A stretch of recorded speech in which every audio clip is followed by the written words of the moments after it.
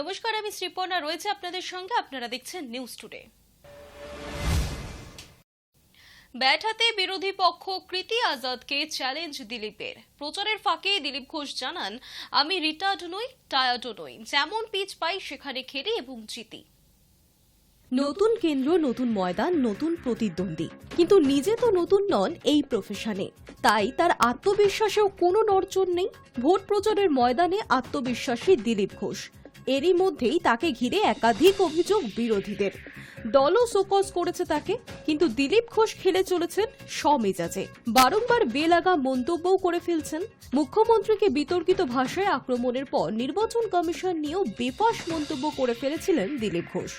তা নিয়েও বিতর্ক হয়েছে। পশ্চিম বর্ধমানের দুর্গাপুরে প্রচারের ফাঁকে এবার বিরোধী পক্ষকে ওপেন চ্যালেঞ্জ করলেন দিলীপ ঘোষ। তিনি বললেন, আমি রিটায়ার্ডও নই, টায়ার্ডও নই, যে মাঠে যাই যেমন সেখানে খেলি এবং জিতি। অর্থাৎ তিনি যে পাকা খেলোয়াড় তা কথার মাধ্যমেই আবারও বুঝিয়ে দিলেন বিরোধী পক্ষকে। ওদিকে রিটায়ার্ড লোকেরা আছে, আমি রিটায়ার্ড নেই, আমি টায়ার্ডও নেই, আমি এখনো সেইভাবেই খেলি।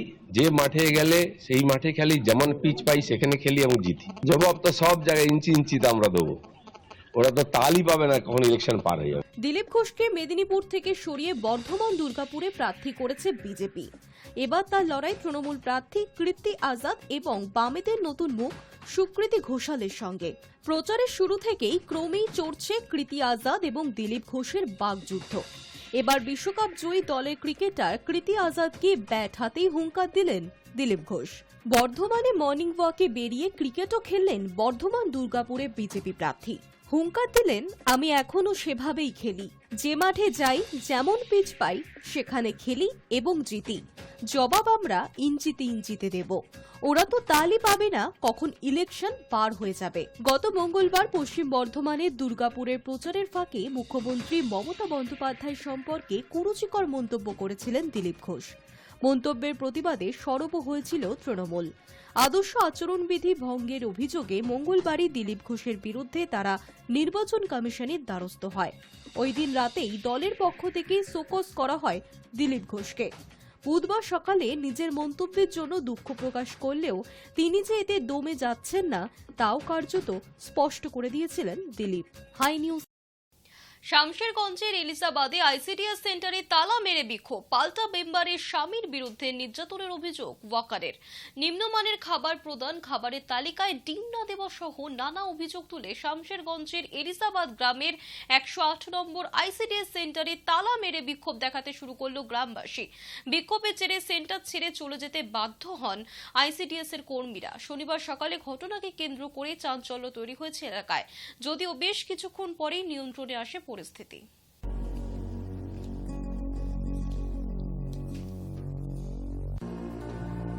পাহাড়ের চা বাগানে ফের লেপার্ডের আনাগোনা। শুক্রবার গভীর রাতে মিরিকের মঞ্জু চা বাগান এলাকার একটি গ্রামে দেখা গেল লেপার্ডের। পাহাড়ের চা বাগানে ফের লেপার্ডের আনাগোনা।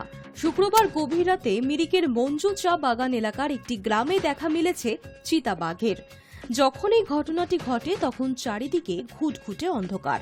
তার মধ্যেই চা বাগানে জ্বলজ্বল করছিল দুটো চোখ।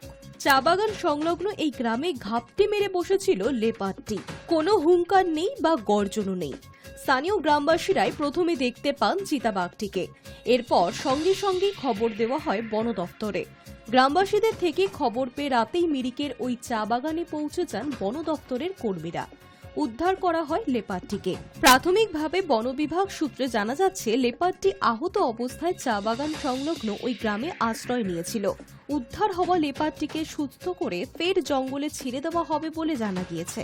রাতের অন্ধকারে মিরিকের চা বাগান এলাকায় লেপার্ডের দর্শন মেলায় বেশ আতঙ্কের বাতাবরণ তৈরি হয়েছে স্থানীয় গ্রামবাসীদের মনে। লেপার্ডের ঘাপটি মেরে বসে থাকার কথা চাউর হতে বেশি সময় লাগেনি গ্রামে। তারপরেই অনেকেই ভয়ে ঘরের মধ্যেই নিজেদের এক প্রকার বন্দী করে নিয়েছিলেন। বনকর্মীরা লেপার্ডটিকে উদ্ধার করে নিয়ে যেতেই কিছুটা স্বস্তি ফিরেছে গ্রামবাসীদের মনে। তবে পাহাড় এবং ডুয়ার্সের চা বাগান এলাকায় লেপার্ডের দর্শন এই প্রথম নয়। এর আগেও বিভিন্ন সময় চা বাগানে দেখা মিলেছে লেপার্ডের। High news. ভোটের মাঝেই বড় পর্দায় ফেলুদাকে নিয়ে আসতে চলেছেন পরিচালক সন্দীপ রায়। সম্ভবত আগামী 10 মে মুক্তি পেতে চলেছে নয়ন রহস্য।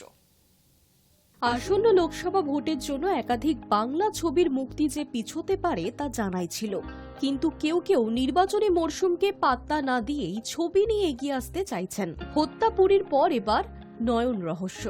ভোটের মাঝেই বড় পর্দায় ফেলুদাকে নিয়ে আসছেন পরিচালক সন্দীপ রায়। এমনই খবর শোনা যাচ্ছে স্টুডিও পাড়ার অন্দরমহলে। সূত্রের খবর, মে মাসে অর্থাৎ গরমের ছুটিকে টার্গেট করেই মুক্তি পাবে সন্দীপ রায় পরিচালিত নয়ন রহস্য। 2022 সালে সন্দীপ রায়ের পরিচালনায় হত্যাপুরী ছবির মাধ্যমে নতুন ফেলুদা এবং তোপসে হিসেবে আত্মপ্রকাশ করেছিলেন ইন্দ্রনীল সেনগুপ্ত এবং আয়ুষ দাস।